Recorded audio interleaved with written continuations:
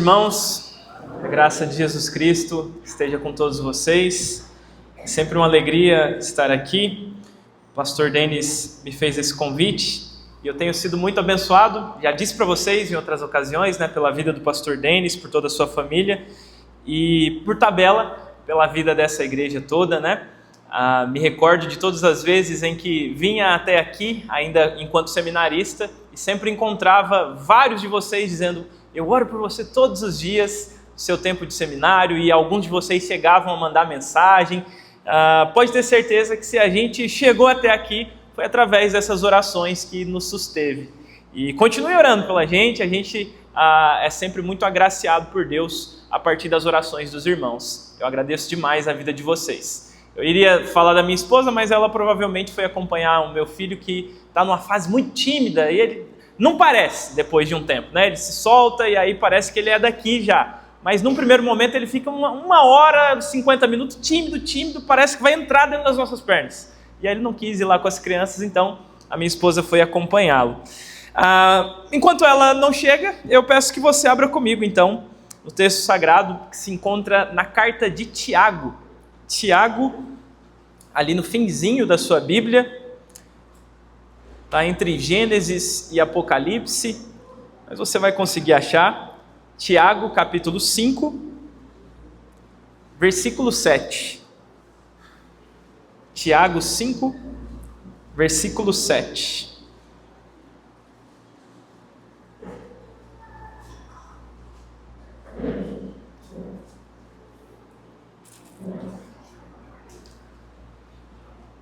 A santa palavra de Deus nos diz assim, meus irmãos: sede, pois, irmãos, pacientes, até a vinda do Senhor. Eis que o lavrador aguarda com paciência o precioso fruto da terra, até receber as primeiras e as últimas chuvas. Sede vós também pacientes e fortalecei o vosso coração, pois a vinda do Senhor está próxima. Irmãos, não vos queixeis uns dos outros, para não serdes julgados. Eis que o juiz está às portas. Irmãos, tomai, por exemplo, no sofrimento e na paciência os profetas, os quais falaram em nome do Senhor. Eis que temos por felizes os que perseveraram firmes. Tendes ouvido da paciência de Jó, e vistes que fim o Senhor lhe deu, porque o Senhor é cheio de terna misericórdia e compassivo. Amém. Amém. Meus irmãos, na quinta-feira eu fiz algo que é meio que rotina lá de casa. A minha esposa, ela tem um problema crônico, um problema renal, e por conta disso, de tempos em tempos, ela precisa fazer um acompanhamento no HC. Agora a gente fala melhor sobre isso, mas o fato é que de tempos em tempos, então, eu acompanho ela até essas consultas. Eu confesso que não são todas, mas algumas, como a de quinta-feira, era uma consulta muito tensa, eu decidi acompanhá-la. E se você já se consultou no HC, ou se de repente você vai até uma UPA, uma UBS, você sabe que normalmente não é recomendado que você marque outros compromissos nesse dia. Então na quinta-feira, cancelei todos os compromissos, quase todos, fui teimoso e ainda deixei alguns lá, e disse: não posso me envolver com nada, porque na quinta preciso acompanhar a Gabi, e não tem hora para a gente sair de lá. Não é assim? Se você já foi até o HC, se você usa UPA, essas coisas, você sabe, não tem como, você tem hora para chegar, mas não tem hora para sair. Pois bem, fui lá com a Gabi, ciente disso, e me preparei, levei ali coisas para ler, até documento do presbitério tinha aqui, presbítero Ângelo, tinha coisa aqui para ir fazendo e tudo mais, porque lá também, pelo menos na ala em que a gente fica, não pega internet. Então eu me certifiquei de que teria bateria no celular o suficiente para as horas que a gente ia passar ali. Gabi levou comida, levou água, levou tudo que fosse preciso, como se a gente fosse fazer um acampamento ali.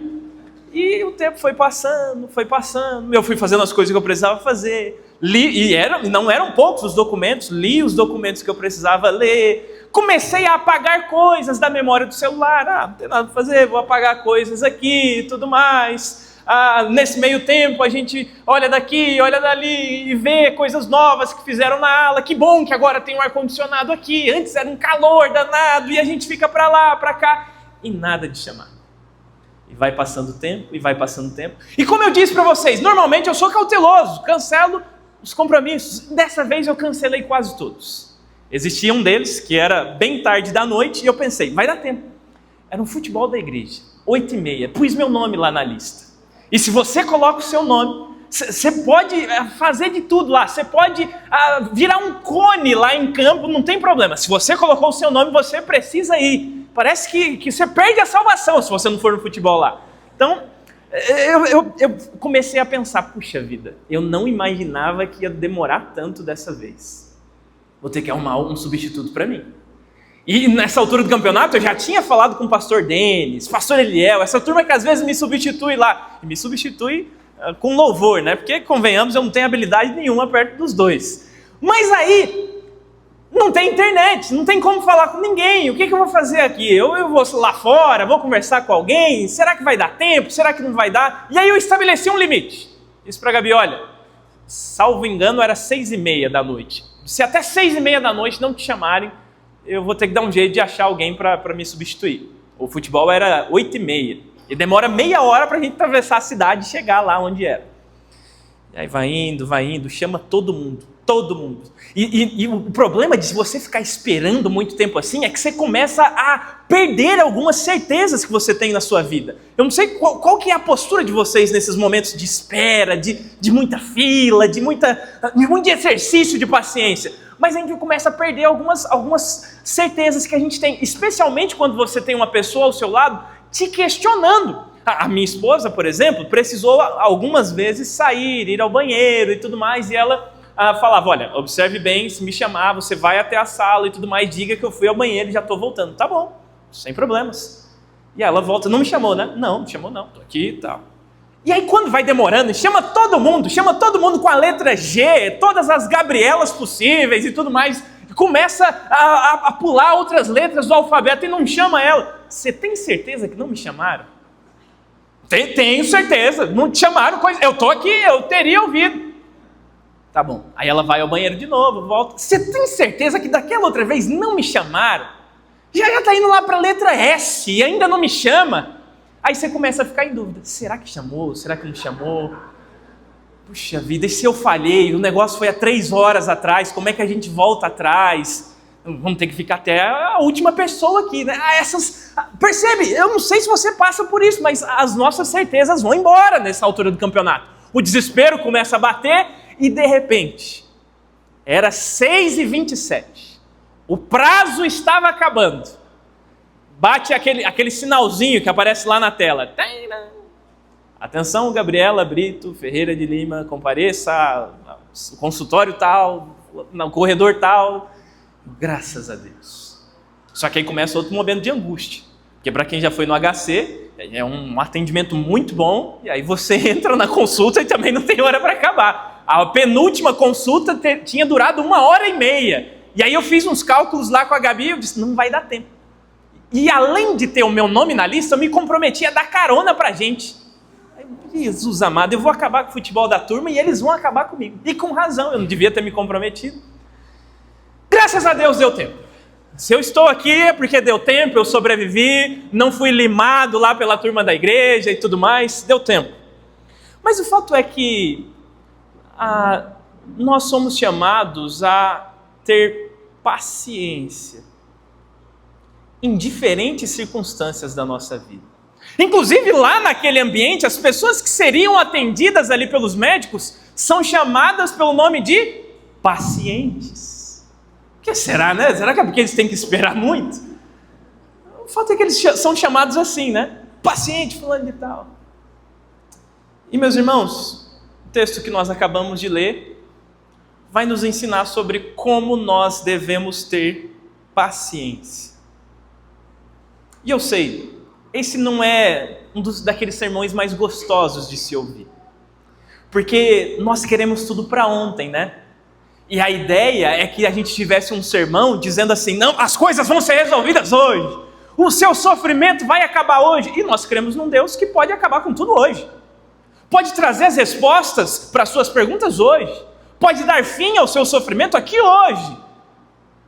Mas nesse dia em questão, dia em que o Senhor preparou, conforme disse o presbítero André, Ele nos chama hoje para ter paciência. Só que aí tem um problema ainda maior, e talvez vocês fiquem bravos comigo, mas fica com o texto, tá bom? É o texto que está dizendo, não sou eu. A paciência que Jesus nos chama a ter hoje é uma paciência até a volta dele. Nós somos chamados a ser pacientes até Jesus voltar.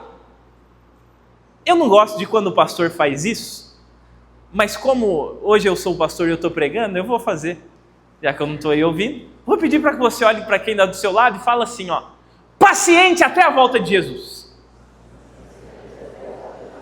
Pronto, para ficar na sua cabeça. Para ficar na sua cabeça. E amanhã, quando você estiver diante daquele menino que não quer acordar para ir para a escola e dizer, eu estou por aqui, eu vou perder a paciência. Oh.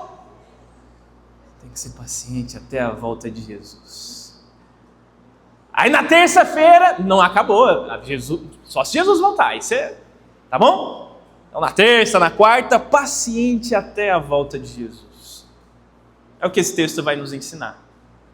E esse texto, a carta de Tiago, ela é destinada a cristãos que foram espalhados pelo mundo em razão da perseguição que foi instaurada contra cristãos, e nesse caso aqui contra cristãos judeus. Eles estão espalhados por aí.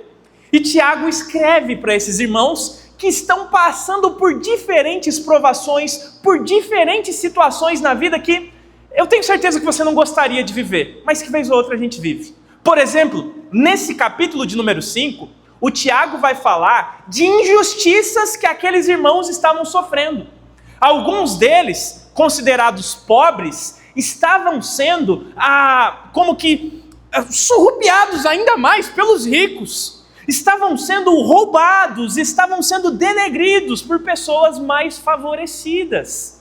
E Tiago, num primeiro momento, no início desse capítulo 5, vai falar como que deve ser a postura deles. Por isso, ele começa o versículo que eu li, o versículo 7, dizendo, sede, pois... Ou seja, esse pois está conectando com as coisas que ele falou anteriormente, né? Então, diante das injustiças que vocês estão sofrendo, sejam pacientes. Diante de injustiça. Diante de coisa que eles sofriam aqui, que poderia fazer com que eles falassem, eu estou por aqui, eu vou chutar o balde. Eu vou para cima desses caras. Se eu estou com a razão até agora, agora eu perco a razão. E Deus vai ter que me entender, porque eu não tenho mais paciência nessa situação. Vou para cima deles. Vou cometer injustiças, assim como eles têm cometido injustiças contra mim. Só que à luz desse texto, não era essa a postura que eles deveriam ter. A postura deveria ser a de ter paciência. E aí, essa paciência até a volta de Jesus, eu queria explorar ela com você em 3 aspectos. Que são os 3 aspectos que esse trecho destaca aqui pra gente. O primeiro aspecto é que nós precisamos ser pacientes até a volta de Jesus, apesar das circunstâncias. Apesar do que está diante de nós. E para falar de circunstâncias, de diferentes momentos da vida, de variações de clima, de estação, ele vai trazer um exemplo que é vívido na cabeça daquela turma e que eu tenho certeza que vai fazer sentido para você aqui também. O Tiago, no versículo de número 7 ainda, ele diz assim, eis que o lavrador aguarda com paciência o precioso fruto da terra, até receber as primeiras e as últimas chuvas. Esse é o exemplo que ele vai trazer para a gente, para que a gente possa entender o que é ser paciente, apesar das circunstâncias. Pegue o exemplo, então, que ele está trazendo aqui para a gente. Alguém que planta e, naquele contexto, plantava e esperava por 2 períodos de chuva que aconteciam ao ano. Um período que era chamado, que compreendia ali os meses que iam entre outubro e novembro, o primeiro período, e o segundo período que ia entre março e abril. A famosa chuva temporã e a chuva seródia. Você não precisa guardar esses nomes, mas pensa que tinha 2 períodos de chuva que aconteciam ali.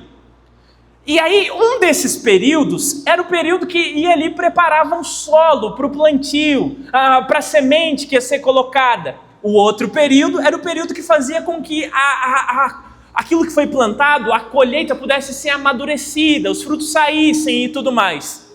E o intervalo entre esses períodos de chuva? Que a gente não tem só esses meses no ano. O que eles faziam? Eles esperavam. Numa época em que a gente não podia pegar um irrigador e ir lá e jogar água nessas plantas. Em que você dependia da chuva. Em que você dependia do tempo. Ainda hoje a gente depende, mas dá pra gente criar um monte de coisa artificial, né? Outro dia eu comentava com um amigo lá que comprou uma chácara e aí ele estava mostrando lá as áreas da chácara e tudo mais. E eu falando, puxa vida, aqui dava para ter uma horta disso, uma plantação daquilo outro. E ele falando, pastor, eu estava vendo inclusive para aproveitar e otimizar ainda mais o espaço, eu queria aqui fazer um sistema de hidroponia, que é quando você planta alface, por exemplo, sem colocar ele na terra, não precisa de terra, aí você pode fazer prédios e mais prédios desse negócio. A maioria daquelas que a gente compra no supermercado, inclusive, é assim, você pega lá, não tem terra na raiz, porque é nesse sistema de hidroponia. E aí fica a água passando por ali o dia inteiro, a noite inteira, e você não precisa de chuva. Num cenário assim, né? Não é o caso aqui desse povo para quem Tiago está escrevendo. Eles contavam com esses 2 períodos de chuva. E aí por isso ele está dizendo, eles vão lá e aguardam com paciência que aquele fruto brote, que aquele fruto vingue. Meus irmãos, esse intervalo então era cruel. Assim como é cruel os intervalos nos quais nós não temos o que fazer. Fizemos tudo que era preciso e agora temos que aguardar. Isso é angustiante, não é? Você está ali, você de repente tem força, tem energia, tem disposição, você quer fazer alguma coisa, mas não tem o que fazer, tudo que você precisava fazer já fez. Imagina num cenário em que há alguém da sua família hospitalizado depois de um terrível acidente, você e sua família se mobilizaram e fizeram tudo que era preciso para que fosse garantido uma boa assistência de saúde para essa pessoa. Você foi lá, você se prontificou, fizeram tudo que era preciso, mas agora? Os médicos, por sua vez, fizeram também, a equipe médica trabalhou e trabalhou muito bem, só que os médicos dizem, olha, agora a gente precisa esperar a reação dele. É o corpo dele agora. Ele que vai responder. O que a gente faz nesse intervalo? Por isso Tiago traz à tona aqui esse exemplo. O lavrador não podia fazer chover. O lavrador não podia acelerar o crescimento de suas plantas. O lavrador não tinha controle. E nós precisamos entender que nós também não temos o controle. Por isso precisamos esperar. Esperar com paciência no Senhor. Sem perder a cabeça. Sem querer fazer as coisas do nosso jeito, onde a gente não tem mais que fazer nada. Eu me lembro que eu morei em uma casa que era cercada de árvores de tudo quanto é tipo. Pé de abacate, pé de romã, pé de goiaba, pé de manga. Eu acho que meu pai via uma fruta e eu vou plantar isso aqui lá no quintal lá de casa. E tinha pé de tudo quanto é coisa lá. E aí, por conta dessas plantas, acabava tendo muitos animais ali também. Aparecia passarinho de tudo quanto é espécie, a borboleta. Minha casa parecia um jardim. E eu me lembro de uma feita em que no pé de limão eu vi lá um casulo de uma borboleta. E eu comecei a observar aquele negócio, né? Que bicho feio esse aqui, como que daqui sai uma borboleta? Fiquei observando e todas as manhãs eu ia até o quintal, eu passava a maior parte do meu dia ali naquele quintal e ficava olhando. Um dia, eu vi que começou a despontar ali umas asinhas. A borboleta está nascendo. No outro dia despontou mais um pouquinho. Aí eu disse, eu vou ajudar essa borboleta. Ela não está aguentando fazer isso sozinha, vai demorar demais para ela sair daí. Eu vou ajudar ela. Fui lá e tirei o casulo. O que eu fiz? Matei a borboleta. Não é assim. tem que deixar o processo natural das coisas, não é do meu jeito.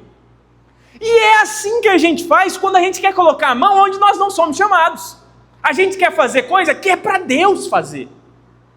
Então faça o que você precisar fazer. Vai lá, planta a semente, rega a semente, coloca o adubo, cuida, faz o que você pode fazer e aguarda.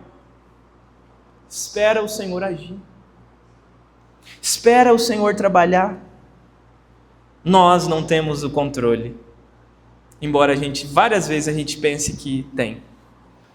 Isso também não quer dizer, meus irmãos, que nós somos chamados a cruzar os braços e dizer, já que eu não posso fazer nada, eu vou ficar aqui de braços cruzados esperando Deus agir. Nesse tempo você pode louvar, nesse tempo você pode orar, nesse tempo você pode continuar buscando a presença do Senhor. E enquanto você está orando, enquanto você está louvando, não significa que você não está fazendo nada, você está orando, você está louvando, você está fazendo alguma coisa, como Paulo e Silas, que cantavam enquanto estavam presos. Para que eles não estivessem fazendo nada, eles estavam fazendo algo de muito bom fruto, de muito bom proveito. Também não somos chamados a dizer, isso daqui é o destino, era para ter sido assim, era para as coisas ficarem assim. Não. Nós somos chamados a experimentar confiança em Deus, mesmo que a gente não saiba quando é que vai chover. Mesmo que a gente não saiba se a sementinha que está ali, debaixo da terra, ela vai brotar, ela vai crescer. A gente é chamado a ficar com paciência, esperando, olhando para aquilo. Mas existe ainda um segundo aspecto, meus irmãos, com base nesse texto. Nós somos chamados a ter paciência até a volta de Jesus com as pessoas. Eu disse, em primeiro lugar, em meio a todas as circunstâncias, e nós somos chamados a ser pacientes até a volta de Jesus com as pessoas. Porque se as circunstâncias muitas vezes nos fazem perder a cabeça, imagine as pessoas. E não é muito incomum você ouvir pessoas que trabalham com pessoas afirmando o seguinte: eu devia ter escolhido um trabalho que me fizesse trabalhar com máquina. Eu devia ter escolhido um trabalho que me fizesse trabalhar com animal. Não aguento mais trabalhar com gente, pastor. Gente só me deixa doente. Povo que me deixa mal. Não tenho mais paciência para trabalhar com gente. Sim, então, as circunstâncias nos fazem perder a paciência, nos fazem perder o controle. Imagine as pessoas. E é por isso que Tiago, escrevendo para aquela turma que estavam em circunstâncias ruins, estavam longe de casa, estavam sendo perseguidos, não sabiam nem se iam voltar para casa, tinham perdido seus bens, as circunstâncias eram ruins, mas eles também estavam lidando com pessoas ruins, pessoas más, pessoas opressoras. E Tiago está dizendo, paciência com elas também. Tenham paciência com elas também. E aí, se no primeiro momento ele usou a analogia ali, comparou a paciência que a gente deveria ter em meio às circunstâncias com aquilo que um lavrador faz, agora ele vai usar um outro exemplo de como é que a gente deve ter paciência com as pessoas com base na paciência que os profetas tiveram. Quando você vai ler as Escrituras e você se depara com homens como Jeremias, você encontrará nesses homens ministérios que de repente para o nosso tempo seriam considerados ministérios fracassados. Você vai encontrar um homem que, mesmo tendo sido chamado aos seus 17 anos de idade, pregava por arrependimento, pregava por reformas espirituais e não via nada acontecer. Não via conversões, não via igreja cheia, não via famílias unidas, não via ninguém dando crédito à sua mensagem. O resultado, como eu disse, aos olhos naturais é de fracasso total. É de olhar e dizer, povo de coração mau, povo que não quer ouvir a mensagem do Evangelho, Senhor, eu perdi a paciência com essa turma, não quero mais saber desse povo. É por isso que Tiago disse no versículo de número 10. Irmãos, tomai por modelo no sofrimento e na paciência os profetas, os quais falaram em nome do Senhor. Homens enviados da parte de Deus, falavam da parte de Deus e não viam as coisas acontecendo. Qual que é o chamado de Deus para homens assim? Paciência, Jeremias. Não se torne um cínico, não se torne um cético. Não pense você que a minha mão está encolhida, não pense você que eu não estou agindo, que eu não estou trabalhando, porque você não está vendo conversões, porque você não está vendo igreja cheia. Continue pregando. Continue exigindo reformas no meio de Israel. Continue, Jeremias. Bom, esse foi o exemplo então que Tiago usou para dizer que nós precisamos ter paciência até a volta de Jesus, assim como os profetas, e por isso nós devemos ser pacientes até a volta de Jesus com as pessoas. Você já imaginou o que é você pregar 40 anos e não ver ninguém dando crédito, não ver nenhuma conversão? Por isso, aquele seu marido por quem você ora, você não aguenta mais, está por aqui, está para perder a paciência. Ouviu aqui a oferta do presbítero André, dizendo, olha, o pastor Denis está de férias, mas você pode se aconselhar com a gente. Você está aí por dentro e você diz, eu estraguei o negócio aqui. Paciência comigo, meu irmão. Aí por dentro você diz, não, vou esperar o pastor Denis voltar. Vou acionar um dos presbíteros, porque eu não aguento mais aqui nessa casa. Estou por aqui, estou para perder a paciência. Paciência. Segue pregando o Evangelho. Segue vivendo o Evangelho. Ô pastor, mas são muitos anos. A minha história é longa. Eu não aguento mais, pastor. Como eu te disse, hoje eu não estou aqui para dizer que hoje o seu sofrimento tem fim. Porque Deus tem o poder e Ele pode colocar fim hoje ao seu sofrimento. Mas hoje eu estou aqui para te lembrar que você precisa ser paciente. Você precisa continuar orando. Durante boa parte da minha infância, aliás, toda a minha infância, a resposta a um milagre veio na minha adolescência, quase juventude. Eu tive que conviver com uma mãe alcoólatra dentro de casa. E Deus sabe o quanto a minha infância foi ruim nesse sentido. Não que eu tenha tido uma infância ruim, no sentido de não ter brincado, não ter aproveitado, mas poderia ter sido muito melhor. Eu poderia ter sido poupado de muitas coisas ruins que eu vinha acontecendo dentro da minha casa. Mas, por conta do vício da minha mãe, infelizmente eu lidei com coisas que uma criança não deveria lidar. Eu vi coisas que uma criança não deveria ver. A minha mãe, no estágio final do seu vício, ela estava tão entregue ao alcoolismo que ela simplesmente desmaiava na rua. E a turma batia lá em casa e mandava a gente ir lá buscar ela e tudo mais. Ela começava a vender tudo dentro de casa, ela começava a tomar coisas mais fortes, porque cerveja, essas coisas não faziam mais efeito. Então era destilado, era perfume, era álcool, eram essas coisas que minha mãe tomava. E a coisa estava muito feia lá em casa. Eu me lembro de orar e pedir a Deus que libertasse ela disso. Eu me lembro que uma das orações eu disse, Senhor, se não for para o Senhor libertar ela, leva, Senhor, porque eu não aguento mais. É muito ruim ver a minha mãe assim, nesse estado. Eu não aguento mais. Eu me lembro que era fim de ano, véspera de Natal, minha mãe embriagada em casa, e ela ficava num estágio que não dava nem para conversar, num estado assim que não dava para falar com ela. Era muito, muito complicado. E eu disse, eu vou embora de casa. Eu arrumei ali a minha mochila e atravessei a cidade, fui até a casa da minha irmã e disse, eu vou morar aqui e não volto mais para a casa da minha mãe. E ali fiquei, passei o Natal ali, passei Ano Novo. Um dia chega minha mãe lá dizendo que ia me buscar. Era a primeira semana de janeiro. Eu disse, tá bom, mãe.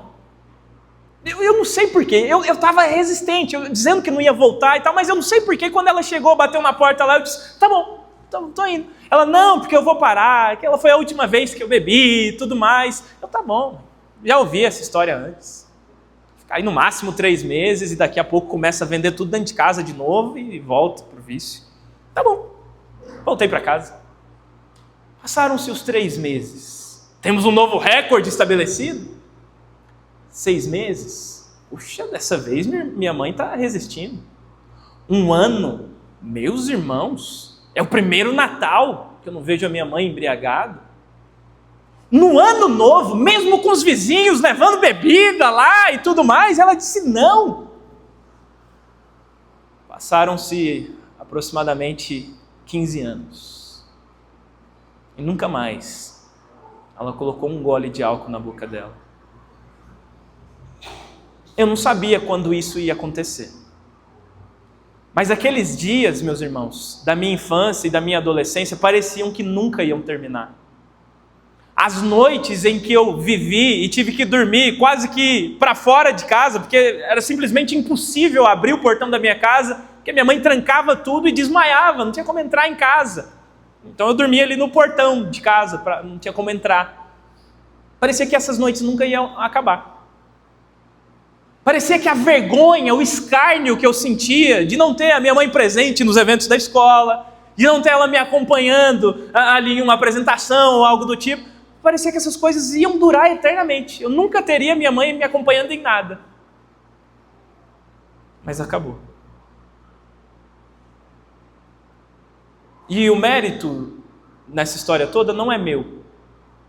Porque apesar de ter sido perseverante, ter continuado orando e dia após dia pedindo ao Senhor pela cura, pela libertação dela, o mérito dessa história não é meu. O mérito é dele, do nosso Senhor. Que disse assim, continua orando. Se está no intervalo entre uma chuva e outra, não é que eu estou em silêncio, não. Continua orando aí, 1 hora a chuva cai. 1 hora, Jeremias, alguém vai ouvir a mensagem e vai dar crédito.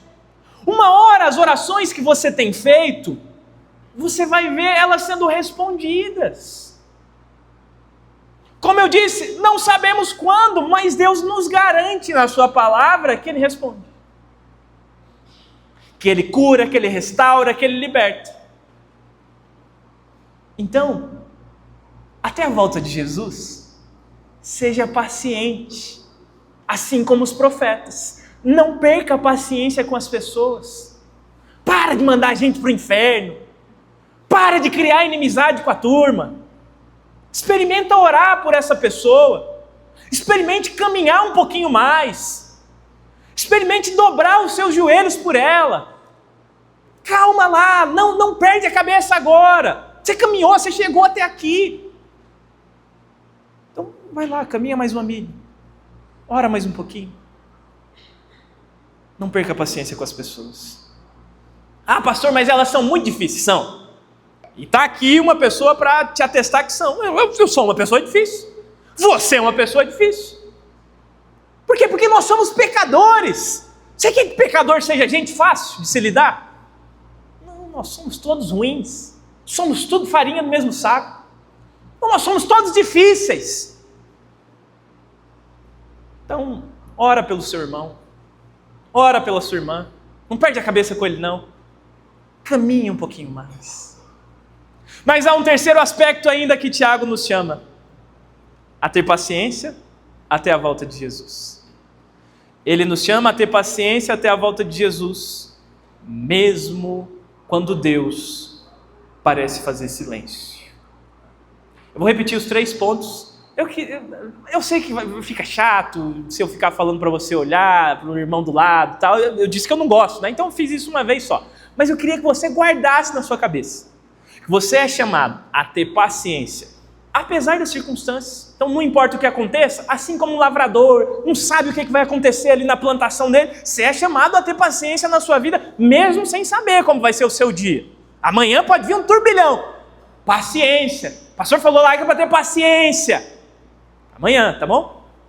Em segundo lugar, você é chamado a ter paciência com as pessoas, até a volta de Jesus. Em terceiro lugar, você é chamado a ter paciência, mesmo quando Deus parecer estar em silêncio. E aí, o exemplo que Tiago nos traz aqui é o exemplo mais conhecido por todos vocês de paciência. Todas as vezes que a gente fala de paciência, a gente lembra de quem? Jó. Tinha até uma música, eu não aprendi muitas músicas quando eu era criança, eu fiquei feliz ali, né, porque disseram que as crianças iam pro ensaio e tudo mais, né, pra cantata de Natal, aí a Gabi, ele vai, porque ele não vai estar aqui na cantata. Ele vai lá aprender as músicas e tudo mais. Eu não me lembro de aprender músicas cristãs quando criança. As músicas que eu aprendi eram Zezé de Camargo, Bruno Marrone, eram essas coisas lá do interior de Goiás. Então eram as músicas que eu tinha. Mas se você é criado na igreja, você tem essas músicas, isso vai moldando o seu imaginário, você vai tendo um repertório, algumas referências muito legais. E aí eu me lembro de, já adolescente, estar na igreja e ouvir uma música em que a pessoa pegou alguns aspectos de grandes homens e mulheres de Deus do passado e ficava pedindo para Deus para ter essas valências na vida dela. Então ela dizia assim, eu quero ser valente como Davi, eu quero ser sábio como Salomão, eu quero ter a paciência de Jó e a força de Sansão. Essa pessoa ia ser um super-herói se Deus atendesse todos esses aspectos da oração, né? Mas o ponto é que Jó é essa pessoa que a gente sempre se lembra pela sua paciência, né? Mas você já leu o livro de Jó? Já leu ele inteiro? Jó ali conversando com seus amigos, Jó conversando com o próprio Deus. Porque normalmente o livro de Jó, a gente lê até ali mais ou menos o capítulo 3, o capítulo 4, o diálogo dele ali com a sua mulher, Satanás com Deus, né, tirando tudo dele e tal. Aí a gente pula para o final, lá a restituição, né? Mas você perde muito quando você não lê os diálogos dos amigos de Jó com ele e os diálogos de Jó com Deus. Eu acho que se você tivesse mais familiaridade com o livro de Jó, talvez você pensaria, será que Jó era esse homem paciente mesmo? Ele era, meus irmãos. Só que paciência não é a mesma coisa que passividade. Jó, embora fosse paciente, mesmo em meio a todos os seus sofrimentos, de doença, de perdas, de renúncias, ele tinha uma grande crise e essa ele tratou de expor e deixar bem claro para Deus que ele tinha. Ele queria saber o porquê que ele estava passando por tudo aquilo. E aí ao longo do livro a gente vê os amigos dele falando algumas coisas. Algumas coisas que daqui, desse púlpito, aí, desses bancos, a gente olha e diz assim, esses caras estão falando bobagem. Só que se a gente prestar atenção no que eles estão dizendo, lembra muito a gente falando essas mesmas coisas para os nossos irmãos às vezes. Vai ler o livro de Jó durante essa semana que você vai prestar atenção nisso. Eu não tenho tempo aqui porque é muito grande esse livro, muito extenso, mas você vai ver os detalhes ali, desses conselhos dos amigos de Jó. E aí de repente Jó começa a falar no livro. E meus irmãos, Jó fala um caminhão de bobagem. Ele fala demais. Não, ele não blasfemou, ele não rejeitou ao Senhor, mas ele falou um monte de bobagem. Em um determinado momento ele disse assim, vou parafrasear, ele disse, Senhor, por acaso o Senhor é como um ser humano? O Senhor sabe o que é sofrer? Por acaso o Senhor entende o que eu estou passando aqui? O Senhor não entende não, né? O Senhor está aí no seu trono, não sabe o que eu estou sentindo aqui na minha pele. E Jó fala. De repente Deus, com toda a paciência, acabou Jó? Acabei, Senhor. Eu quero saber o porquê que eu estou sofrendo. Acabei. Jó, deixa eu te fazer umas perguntas. Deus falando para Jó. Está lá no livro, depois você lê lá. Ô Jó, onde é que você estava quando eu estava colocando os mares aí? Quando eu estava fazendo os animais, Jó, onde é que você estava? Jó, quando eu fiz o grande peixe, quando eu fiz os grandes animais que existem nesse mundo, quando eu coloquei o firmamento, você estava onde mesmo? Traduzindo, é como aquela ilustração lá que eu trouxe da turma lá que queria me malhar se eu tirasse o meu nome lá do futebol. Como quando alguém chega e diz assim, escuta, você jogou onde mesmo? Quem que você pensa que é, rapaz? É como se Deus estivesse dizendo isso para Jó. Ô Jó, quem você pensa que você é? Você não é nada. Para que você está me perguntando essas coisas, falando essas bobagens, Jó? E é interessante que Deus não devia nenhuma satisfação a Jó. Não devia nenhuma explicação a Jó. E uma delas ele vai dar muito mais tarde. Essa daí de Jó perguntando: Senhor, por acaso o Senhor sabe o que é sofrer? O Senhor sabe o que é sentir dor? Mais tarde, a gente abre a nossa Bíblia no Evangelho de João, no capítulo 1, e João diz pra gente que o Verbo se fez carne e habitou entre nós, cheio de verdade, cheio de glória. Nós vimos a sua glória, nós podemos apalpar, nós podemos colocar a mão, glória como do unigênito do Pai. Ou seja, ô Jó, eu sei o que é sofrer. Ô Jó, eu sei o que é sentir na pele. Eu entendo o seu sofrimento, Jó. Só que aí você vai ler esse livro essa semana. Eu te desafio a ler. E não apenas o início e o fim, tá bom? Lê o meio também. Ah, pastor, eu não estou entendendo nada. Manda mensagem para os presbíteros, eles já deixaram a agenda aberta deles para isso. Não vai mandar para o pastor Denis não, tá de férias, deixa ele. Manda para o presbítero, eu não estou entendendo isso aqui que o amigo de Jó falou. Eles vão te explicar. Aí lá no fim do livro, o Jó volta a falar. E ele diz assim: Senhor, pequei. Falei bobagem. Fui moleque. Falei o que não devia. Eu falei de coisas que são grandes demais para mim. E Senhor, eu antes disso tudo que eu vivi aqui, eu te conhecia. Mas eu te conhecia só de ouvir falar. Agora os meus olhos te veem. Agora eu sei quem o Senhor é de fato. Por isso, quando o Tiago diz que nós precisamos ser pacientes, mesmo quando Deus não está dizendo nada, mesmo quando as nossas perguntas não são respondidas, ele traz esse exemplo porque a maior dúvida de Jó não é respondida. Ele não sabe o porquê do seu sofrimento, até hoje. Deus não respondeu. Você vai ler o livro lá e você não vai encontrar o porquê do sofrimento de Jó.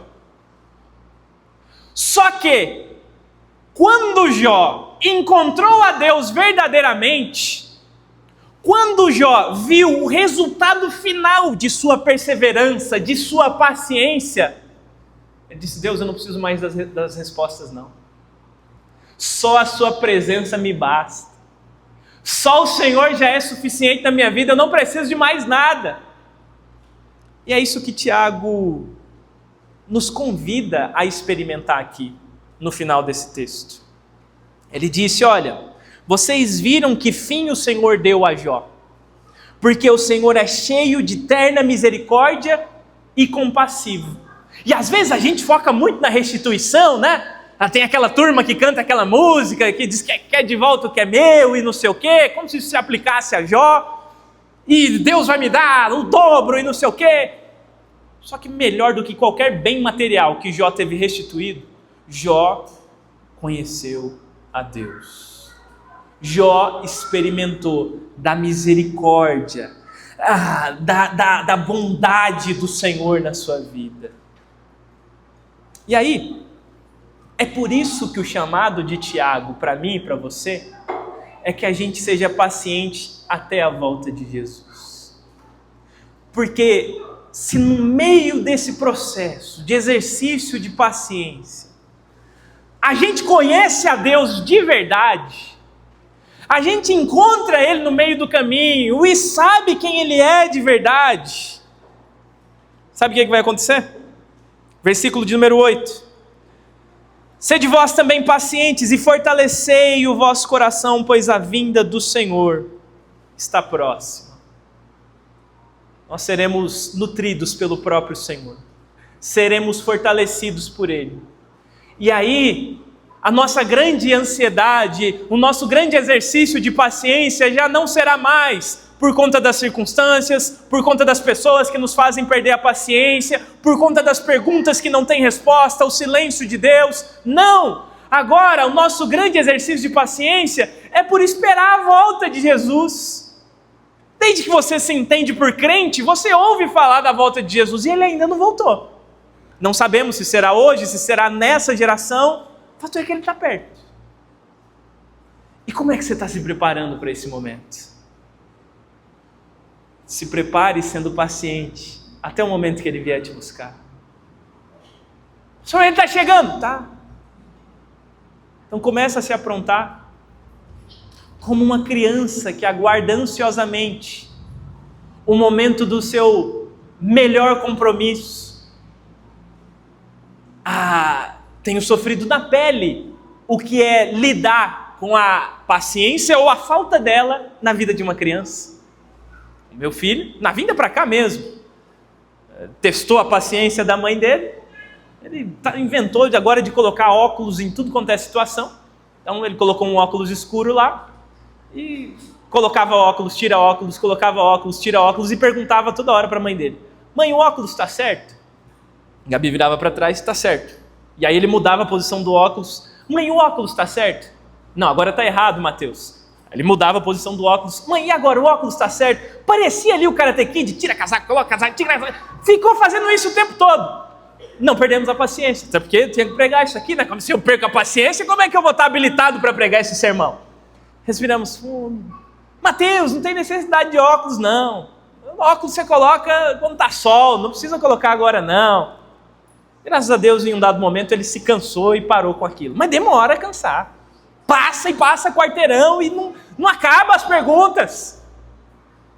Então, de repente você esteja assim com o seu coração angustiado, tipo essa criança, que fica toda hora perguntando, como aquela que quer chegar logo no ambiente: pai está chegando, mãe está chegando, já é agora. Calma. Não se desespere. Jesus te chamou para ser paciente, para respirar fundo, entender que você não vai mudar a circunstância, entender que você não vai mudar as pessoas, e entender que você não trará para si mesmo as respostas para as perguntas que você tem feito, entender que você não controla a sua vida, entender que quem controla a sua vida, a sua história, é Deus. Eu encerro dizendo que nós teríamos total razão para perder a nossa paciência se o sepulcro onde Jesus foi sepultado não estivesse vazio. Se Jesus tivesse permanecido morto, aí você pode perder a paciência, aí você pode estourar com o irmão e acabar com tudo mesmo. Porque o próprio apóstolo Paulo disse que se Cristo não ressuscitou, é vã a nossa pregação, é vã a nossa esperança. Mas já que ele ressuscitou, então você não está esperando em vão não, minha irmã. Então, meu irmão, esse seu chamado para paciência não é em vão, não. Calma, ele está vivo. Ele está contemplando cada uma das suas orações. Ele contempla lágrimas. Ele contempla sorrisos, abraços. Ele vê tudo. Ele é Deus presente na sua vida. Ele não está à parte da sua história. Então, paciência. Até a volta dele. Começa fazendo isso hoje. Quando você for pedir seu lanche, sua pizza, não briga com o motoqueiro, não. Paciência. Faz isso amanhã, no trânsito. O ônibus está demorando, pastor. Paciência, ora pelo motorista. Lá no hospital, a Gabi me trouxe uma reflexão e um exercício de paciência. Eu disse: olha, meu amor, teve gente que de repente saiu da sua cidade 2 horas da manhã para vir aqui consultar. Então, não esquenta a cabeça com isso não, nós temos que louvar a Deus porque nós estamos aqui, vamos ser atendidos daqui a pouco, ou daqui a algum tempo, daqui a algumas horas. Louvado seja Deus por isso. É verdade. Então, antes de reclamar, antes de perder a paciência, ora, agradece, consagra a situação, entrega para Deus. É isso que Ele quer fazer, para que você seja aperfeiçoado e para que, quem sabe, lá no final da sua história, você possa dizer como Jó: Senhor, agora eu te conheço. Agora os meus olhos te veem. Agora eu sei quem o Senhor é. Amém? Vamos orar? Bondoso Deus, a sua vinda pode até demorar muito. Mas agora, com base naquilo que o Senhor nos ensinou na sua palavra, nós queremos viver como se a gente estivesse às vésperas dela, todos os dias. Viver com paciência, portanto. Viver sem esquentar a cabeça. E não é que a gente vai viver em passividade, em morosidade, com os braços cruzados, não. Nós vamos fazer conforme nos orientou o salmista, nós vamos entregar o nosso caminho ao Senhor, confiar em Ti. O mais, o restante, o Senhor fará. Nos ajude a entender então que aquilo que nós não controlamos, nós não vamos controlar mesmo. Que a gente deve tirar a mão dessas coisas e deixar tudo nas suas mãos. Porque o Senhor sim tem o controle de tudo. O Senhor sim domina todas as coisas. É em favor disso que nós oramos então. E te pedimos que o Senhor continue aplicando esse sermão ao nosso coração. No nome de Jesus. Amém. Amém. E agora você canta, expressando o seu anseio pela vinda dele. Vamos fazer isso?